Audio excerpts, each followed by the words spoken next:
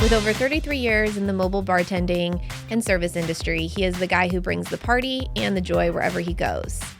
She's a seasoned event planner and producer with more than 20 years of experience in sports, corporate, nonprofit, and private events, and she's here to keep things running smoothly.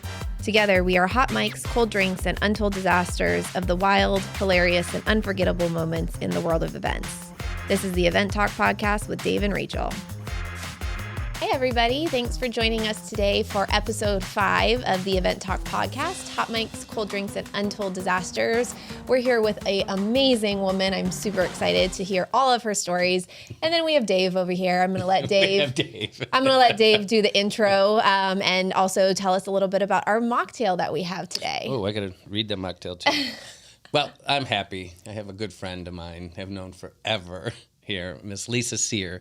She's one of the producers of Arizona Bike Week, and we've known each other a long time. And I always say 30 years.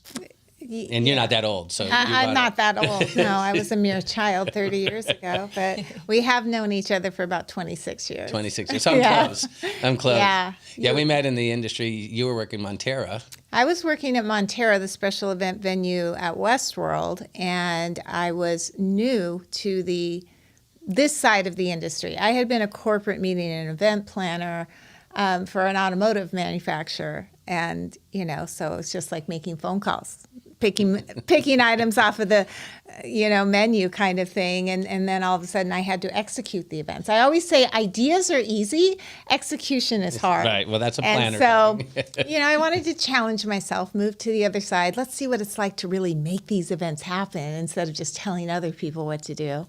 So I started working at Westworld, and one of my very first clients that I booked wanted the guy with the margarita-filled backpack. And I'm like, okay, no problem.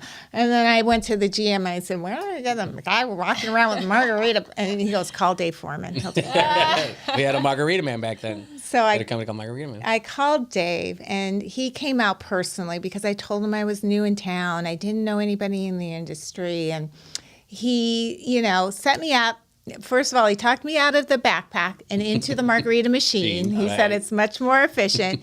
And then he said, if you need anything, let me know, which is something that people say all the time. When Dave says it, he really means it. And, he invited me to my first Cool Off in Style. And I met everybody in the industry. And then from then, everything was easier. And we had a cool off there. And it was the Jimmy Buffett. We did. Yeah, and we gave away a 3-day trip, but you had to find the long-lost shaker of salt. And nobody could find it because we actually put it in the ice luge. So all these people are drinking off the ice, but nobody could find it. It was like right in front of them the whole time. But they got drunk, so we had to tell one person, so they ran around telling everybody else. Oh my God, that's Well, thank you for coming. This is going to be fun. I know she's got good me. stories, but here, I'm going to read what the drink is because Steph put this together. This is a cucumber mint lime simple syrup concentrate that is all organic. And all of this is actually from her garden. Wow. So she calls it a non-alcoholic cucumber mojito. So do we do a toast now? We do a toast. Toast Lisa. Smells like cucumber and mint.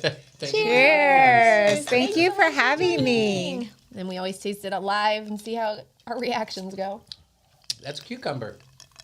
That's good. That's good. cucumber. It's good. That's cucumber. Would you get ice? I got ice. I like Sorry it. if I'm chewing. That's It's very yummy. I'm not a carbonated person, but that. It's a really good summer drink. And of course, as always, you're welcome to add cocktails to it. I think I would probably mix this with probably just a vodka. Yeah. Not a tequila, but it's really yummy. It's very good. Crown Royal gets, can put everything. It's very good for by the pool though, for sure. This is definitely a pool, and maybe with a cucumber, a real cucumber piece in there too. Garnish. There you go. And mint, yeah. But from the yard, that's impressive. Right? She's got ducks and geese. I don't know. Please no ducks and drinks. She does Margarita Mondays now. Have you seen? You follow Instagram? Probably not. But anyways, she did a she made a margarita, and the little baby goat shows up in the video, tries to eat it, and then sends it away. It's the cutest thing. She's like, no. And she's like, those little itty bitty goats. I'm like, what's a goat doing on your counter? Like, that's what I'm thinking. Is it?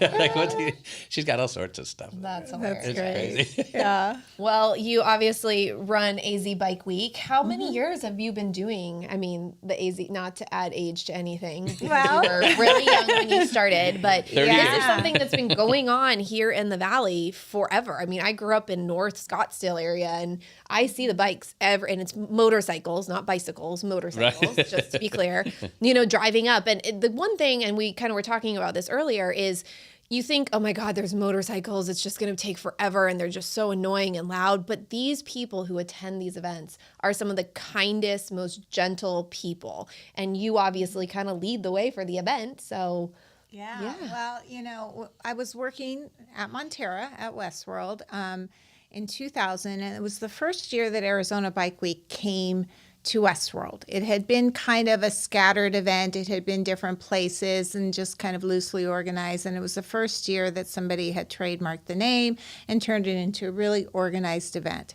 And I was exhausted. April is winding down the season for us. And, we've been through Barrett Jackson and the Arabian Horse Show and all the big, good couple of good guys and, all the big shows, dozens of horse shows.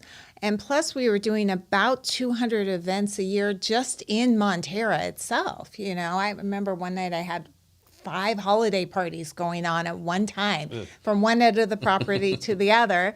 And so I was tired. April, I was tired. And I'm like, oh, what's this going to be like with thousands of bikers coming? I'm not ready for this. And to my surprise, they were collectively the best group of people I had ever done an event for. And I had done an event for every type of group you can imagine. And they were kind, they were generous, they just came to have a good time. The weather was terrible. I wasn't prepared. It was some of those crazy days that we have every once in a while where the temperature just drops like 30 degrees throughout the day. Didn't have the right clothes. They were loaning me jackets and gloves, and they were just, the bartenders were going nuts because they were tipping so generously, and they're just kind-hearted, fun-loving people. And as soon as they left, I missed them, and that wasn't typical. Events come and go in our industry. Right. We love our clients while they're there, and we're happy to see them move along and go on to the next one. Till next year. But everybody who worked at that event said, can we do Bike Week every week? It was just so much fun. And here we are. So eventually, it just became my permanent home. When I left Westworld, they asked me to stay on with Bike Week, and my involvement grew more and more. I became one of the owners and then eventually the president. And so, that's where I'm at today. and I have not. We have a blast. I haven't missed doing. I never thought I would just settle down and do one type of event. Right. But. Well, from a planning aspect, we talk. We go to lunch a lot, and she'll start 8 months early. I was going to say, when do you start planning? And I'd be like, you want to go to the, no, I got things to do. Yeah, so it takes us about a month to wrap up the event. So afterwards, the event is always the first week in April, as close to the first week as we can be without overlapping Easter weekends, and Easter jumps around. So, we, month and a half, we're kind of finalizing everything, and then we're immediately into, revamping our website. So a good 10.5 months. Yeah. I'm still getting posts from last year. Yeah. We just announced our dates for next year. Okay. And so we'll be rolling out camping. Camping is a big part of our event. Camping? So they come from all over, so she has a campground. Oh. So a lot of people like tents, or do they bring their RVs? Both. Okay. Both. There are a lot of permanent pedestals, camping lots at Westworld, and so they have about 300 and some permanent pedestals there that the RVs, have power and water hookups, and then we have them add about 220 additional ones. We end up with somewhere 570-ish RV campsites, and usually about 100 tent campers. So all in all, would figure the average is about 3 people per campsite, depending on what night. Sometimes friends sleep over. Right. Probably have about 3,000 people living on site for the whole week during our event. Okay. And so what time does bike night end? Like, is it without the bands? After the after-hour parties wind up at about midnight. Okay. But the parties in the campground, so they don't. They don't. You've got your groups of people who like to get up early and ride, and they usually kind of head more towards the east lots. That's kind of the quieter lots for the early morning riders who like to get up at 5 and head out. And then you've got your late night people who, kind of keep it down, guys. They're young. They're young. And they'll go until the wee hours of the morning. But this isn't just ride your bike. Like, this is concerts, it's vendors, it's food, it's a whole production. Oh, it's huge. It is. I have to take it next year. I know. Considering I lived down the street from it for years, I just remember seeing bikes drive up and down the street. It's amazing from the minute you walk in. There's bikes doing production. Circles. There's what are those wheels you had? Those racers. That was this year. Amped electric games. They're unicycles, electric unicycles, and it's just like a wheel with a little motor on it and 2 foot pegs. There's no handlebars. There's no seat, and you just balance. And it's all core and thighs, wow. And they do jumps. They do stunts on them. They do jumps on them, and these things go like 60 miles an hour. Yeah, it's crazy. It's crazy, and the vendors she has, and they had tattoo artists. You had a whole we have tattoos now. It's not stick-on tattoos. No, there was a whole section I saw. We have Inked magazine. If you're familiar with that TV show, Inked.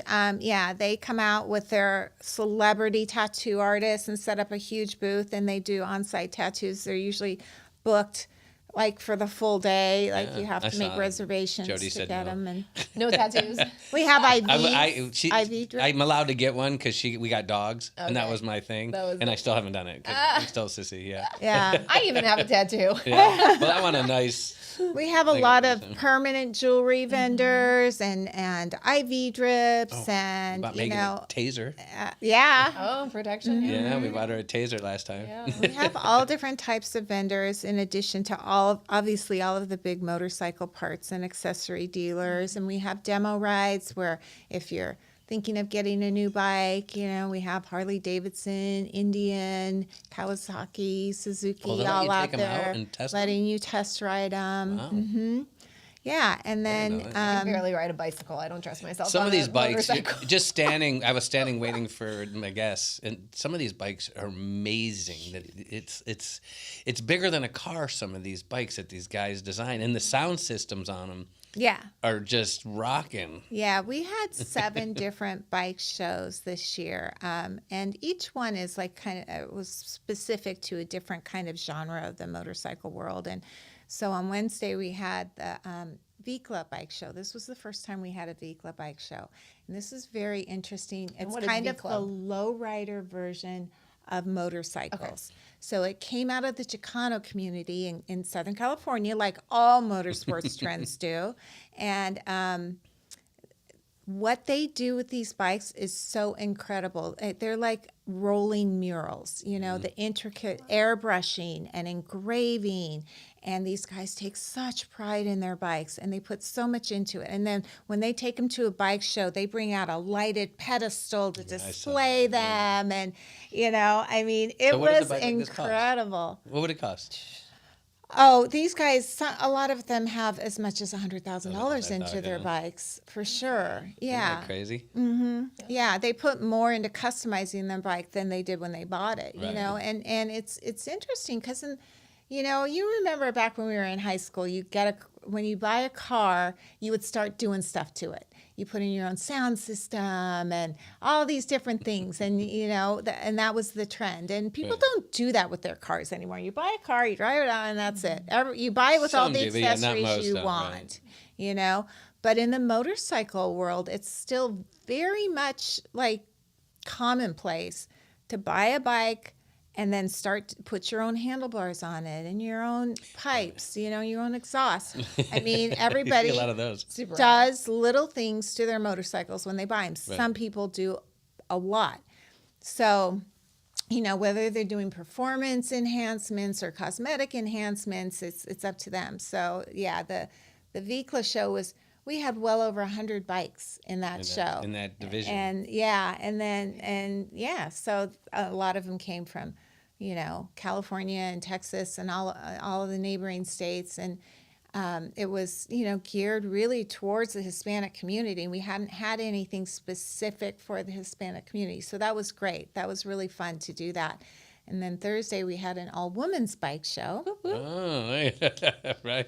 Mm-hmm. Proof of that. And those are smaller bikes, I'm assuming? Or no, they're probably just... Don't assume. Not necessarily. I assumed on this one.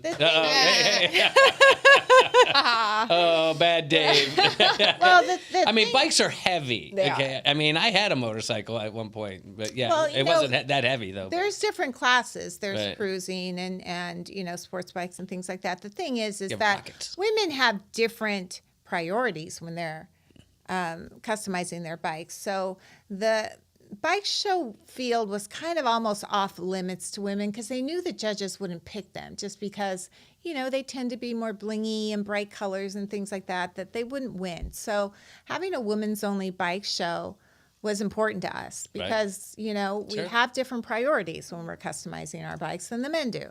So, we do the Iron Goddess all-women's bike show, and the Nice. winner is crowned Miss Arizona Bike Week. I love Oh, that. there you So, That's cool. Does the crown stay with her, or does it keep moving around every year? It goes. It goes a with them, and you different get a new winner round. every Okay. year. Yeah, and then we also had the Badass, as in Bad AZ.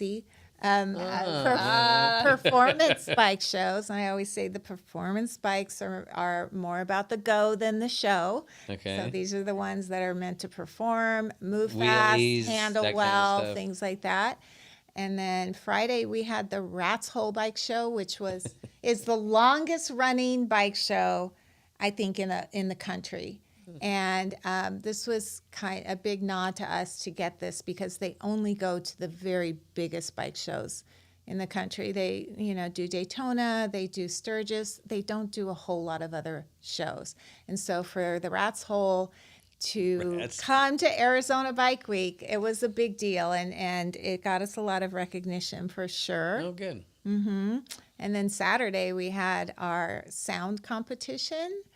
For the bikes. Bikes and bass and sound bullies. Bikes and bass. Okay, that Put makes on sense. the sound competition and a custom bike show. So,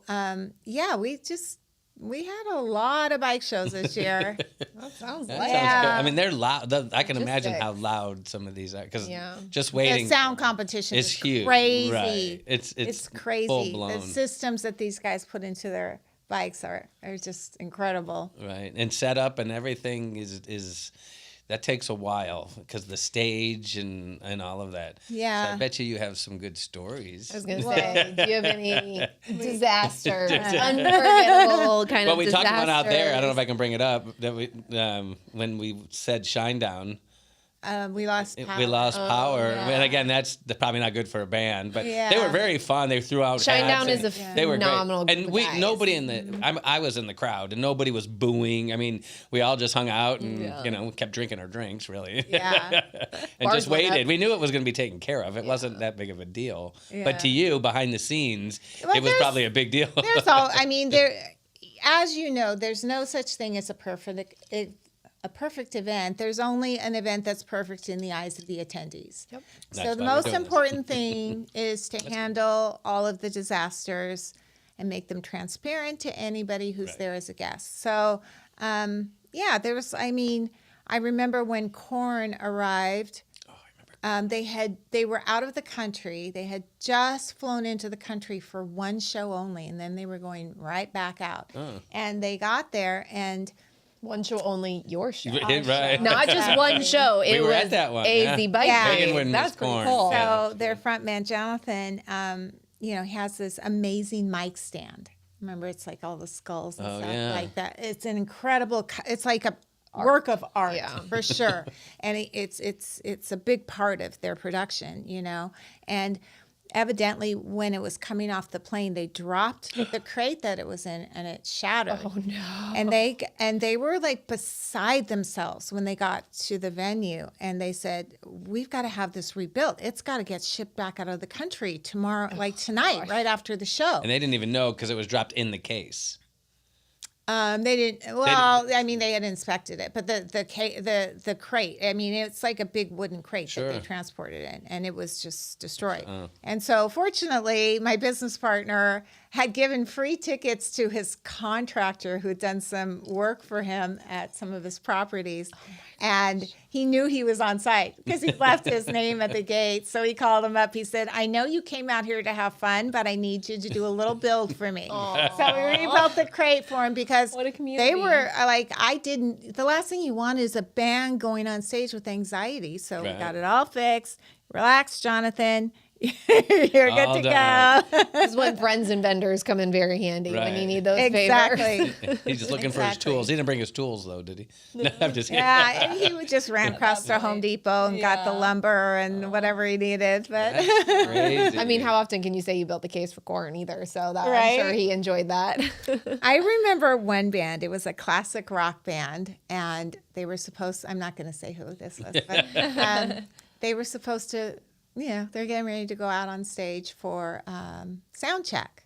And the lead guitar player was refusing to do sound check.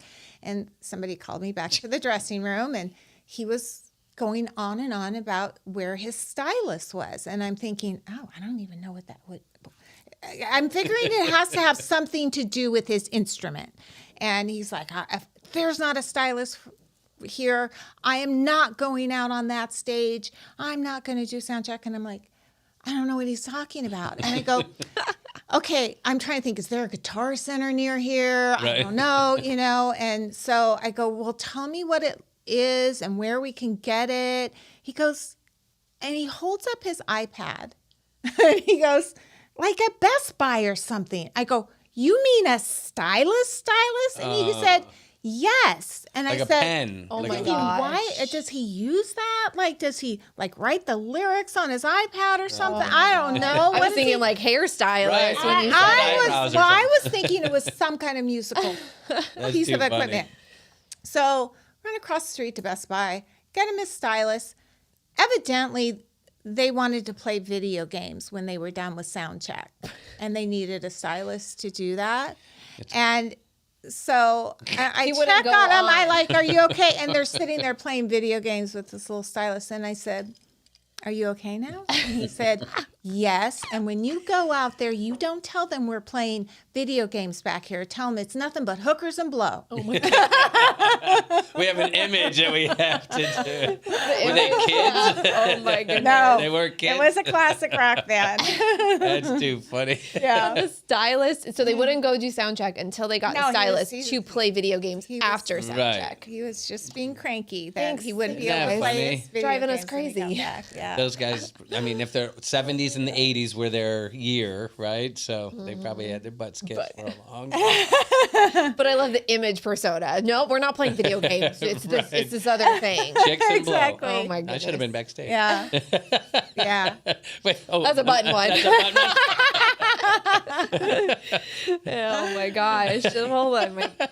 So obviously you have so many people involved in this. What is like the biggest logistical challenge that you're having to go through? I mean, you said 250 vendors, multiple days of concerts, flying people in, Weather. 300 people living on site in different camp. I mean, it's not just like, A wedding? well, yes, weddings can be, Indian weddings can be huge, but Yeah, it's not just like a absolutely, birthday yeah. party. Yeah. This is a huge, it's not just one event, it's multiple events within a big event. It really changed the whole scope of our event when we added the headlining concerts. In 2006 was the first year that we had headlining concerts every night. So that 4-night concert series we do it draws, a whole separate audience. You've got your music fans and you've got your biker crowd that come. And so that is the biggest element of our event is the concert, making sure that all of those pieces are pulled together. We've got the stunt shows and we've got the bike shows and we've got all the vendors and we've got all the support bands. Last year, I think we had 28 bands total over the 5 days.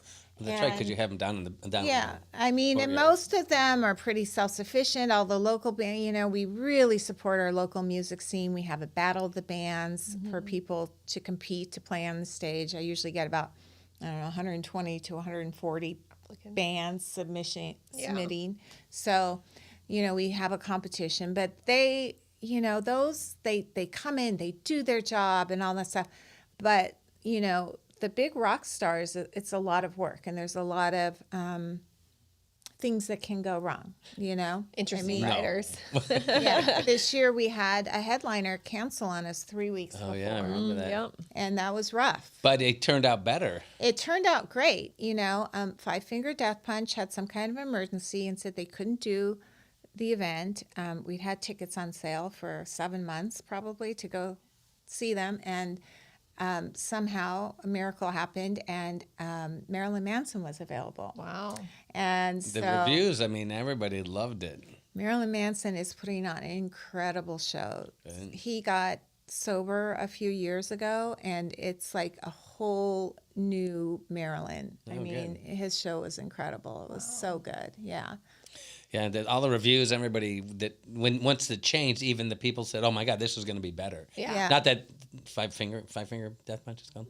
Okay, it's bad, but it was interesting. Yeah, because I was reading it. So to answer your question, that's always the scariest element is the concerts. Because bad weather. If we would ever have to cancel. A concert. I've been in the rain one year. Yeah. And 1 year it was a drizzle, but it was raining. Yeah. And then COVID, we talked about, they had to put us in a little 10, you only could have 10 people, but we had a blast at that one too. That was a fun one. Yeah, we were determined, when we make a commitment, we're really determined to keep it. And, we didn't voluntarily cancel our April event and we got shut down by the city like 2 weeks before we were supposed to open gates. They said, nope, they pulled the plug. And so they said, reschedule it for 6 or 8 weeks out. That's what they told us. You remember those things, right? 2 days. They're like, I got 2 days to cancel. Well, now we're getting into the summer. We're not going to do it in the summer. So we rescheduled it for October and it was... it was really tough. Like, we didn't know if we were going to get the approval or not. Or the attendance.